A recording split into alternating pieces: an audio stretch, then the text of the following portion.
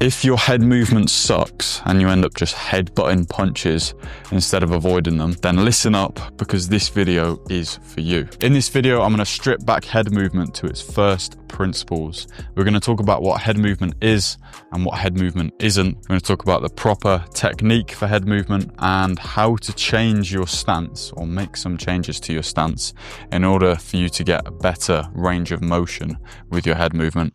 And then at the end, we'll talk about how you can combine footwork with head movement so that you can be even harder to hit. Let's start off by talking about what head movement isn't. Head movement, in boxing at least, isn't just moving your head like this, right? Like this. Now, some elite boxers can just turn their head out the way of a punch, but if you're a beginner, definitely don't try this because you're going to get filled in. All right, so you don't lead with your head when you're trying to avoid punches. You're not like moving your head out the way and letting your body follow your head. Your head is following your body. Your body does all of the movements, okay? And when I say what head movement actually is, head movement is hinging at the hips whilst bending at the knees whilst rotating your body, all in different kinds of ways so that your head moves its position. Now, combining a hinge at the hips, a bend at the knees, and rotation of our body, we can access this full range of motion here, right? Anything outside this range of motion means that my center of gravity is going to come outside my stance, and therefore I'll fall off balance, which means that I'll have to adjust my feet to stop myself falling off balance. Okay, so we want to be able to move through a large range of motion when we're moving our head. It's not just so one-dimensional of slip and roll. When you watch the best boxers, they're moving their head in all different kinds of directions to get out the way of punches. However, the type of movement that gives us the greatest range of motion is bending at the hips. Right? I can rotate my body and I can bend my knees, but what's going to move my head the most is hinging at the hips like this, okay? So we want to be able to make that as mobile as possible. And something that stops that from being mobile is having a really wide stance. So if my stance is wide, me being able to be mobile at the hips gets limited because my hip flexors are stretched. When my hip flexors are stretched, there's just less mobility. Okay, it's hard for me to, particularly if I'm bending back this way or coming around this way, it's much harder for me to, bend at the hips and have that large range of motion. So instead, we want to bring our stance so it's a lot closer. When it's a lot closer, I have way more range of motion in my hips than I did when it was wider. And I'm also much more on balance whilst I'm doing it. Your stance wants to be, at the most, the length of your rear shin. So you can line up your back knee with your front heel.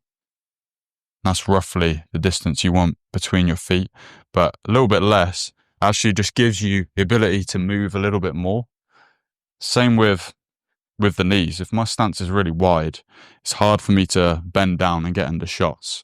Whereas when it's close, it's much easier for me to get into these squatting positions. And it's also the same with the rotational movement, because if I have a wider stance, it means this hip flexor is more stretched.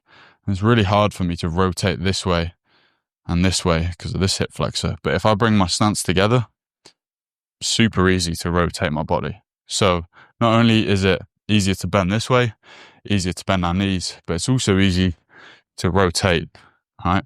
So bringing our stance together is actually one of the biggest key factors in improving your head movement. So if your stance is super wide and your head movement's shit, that's probably why. I mentioned earlier that if you fall outside of your stance in terms of your center of mass, so if your center of mass, which is, I'm going to say roughly where your belly button is on your body when you stood up normally, if that comes outside your stance and it's not counteracted by your hips going this way, then you need to readjust your feet so you don't fall over. And that's where combining footwork and head movement comes in, okay? And this is just giving you a whole different dimension of being able to evade shots, because now you can move your feet and move your head at the same time, meaning there's a much greater range of motion than you would get originally from just being with your feet static. Okay, so now I'm going to go through several different ways or several different movement patterns that you can use to combine footwork and head movement at the same time. The first one is a side step with a dip. And a dip is just a bend in the knees. Remember what we said about having too wide of a stance. It's going to be much harder to bend our knees here than if we're just here like this. So as I step to the side, I'm just going to dip down on the first step, and then I'm in the bottom as I'm bringing this back foot across. I come up, right? Same going the other way, same going forward, and same going backwards. Okay, when you are going forwards and backwards in particular, you want to kind of go into a high guard position because your body is that low. You're never going to get caught with a body shot. You can also take one foot at a time and just slip. So I could come this way and slip here and then just bring my foot back. I could come this way, slip here, or I could go forwards, slip here, backwards, and I could slip either way with any step. So I just slipped this way going backwards, but I could also slip this way going backwards. I could also slip this way going this way. So it's just about messing around with it and depends on the situation. You could also do a full step whilst you slip. So I could do a full step to my right and combine that with a slip. I'd slip and follow my rear knee as a step to my right here. So my head's over my rear knee, and I'm just bringing my stance back up. This is great for getting outside, taking an angle whilst evading a shot. So imagine my opponent's throwing their rear hand, I'm stepping, slipping, and then coming to the side, now at an angle to throw my punches back. One I like to do is combining a dip with a pivot. So that's just dipping down again, not with a super wide stance, right to here, and then pushing off my back foot in whichever direction I want to pivot in. Same going the other way. But you're basically going to shift your weight to whichever way you're going. So you almost fall that way, like you're trying to fall off balance on purpose, but catching yourself with the pivot. So I'm kind of coming over here, all my weight's on this back leg, and then I'm coming round, and when I'm going this way, all my weight's more on the front leg. Okay, and then obviously you could do 180-degree pivots, right, but combining the dip with a pivot. You can also combine a slip with a pivot. So this is where you're just, if I'm going to pivot to my lead side, I'll slip to my lead side, and from here I'll push off from my back foot and then just come round. Same going the other way, can slip here and come around this way too. Okay, so I can combine a slip with a pivot. I can also combine slips and shifts and steps. So I could step into my opposite stance whilst I slip this way, and I can shift around here. Or I could slip this way and shift around here. I could also combine L steps with slips. Okay, so as I'm coming out of range and I want to get off at an angle, I just drop this front foot backwards, replace this one, move that one out to the side, realign my stance. But as I do that, I could take my head, drop my head off to the side, like this. And we can also combine, it's kind of similar to the slip pivot, but you can add a little step in there as well. So just like when we were doing the half steps with the slips, I can do exactly the same, but I can just add a pivot on the end. Also, when you are pivoting, here's just another random little tip.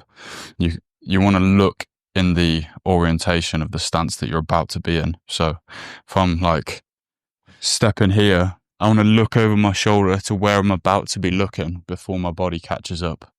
You know what I mean? Same going this way. I'm looking that way. That just helps me sort of stay on balance and find that position a bit better. Okay, now we're going to talk about how you can roll and slip coming forwards and backwards. So rolling, I find it's best to just take one foot at a time. So as I'm rolling, as I'm coming forwards, stepping this front foot forwards and slightly out, or more diagonally, right? And I'm gonna roll to this side here. And then as I'm rolling back the other way, I'll step with this foot, sort of coming a bit more square on, like this.